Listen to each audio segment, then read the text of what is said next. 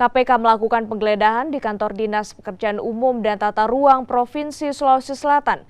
Penggeledahan ini dilakukan usai operasi tangkap tangan terhadap Gubernur Sulawesi Selatan dan Sekretaris Dinas Pekerjaan Umum dan Tata Ruang dan seorang kontraktor. Sejumlah polisi nampak berjaga di depan kantor Dinas Pekerjaan Umum dan Tata Ruang Provinsi Sulawesi Selatan di Jalan Andi Pangeran Patarani, Sulawesi Selatan. Penjagaan ketat ini dilakukan setelah penyidik KPK melakukan penggeledahan di sejumlah ruangan di kantor Dinas Pekerjaan Umum dan Tata Ruang Sulawesi Selatan. Penggeledahan dilakukan sejak pukul 9 pagi.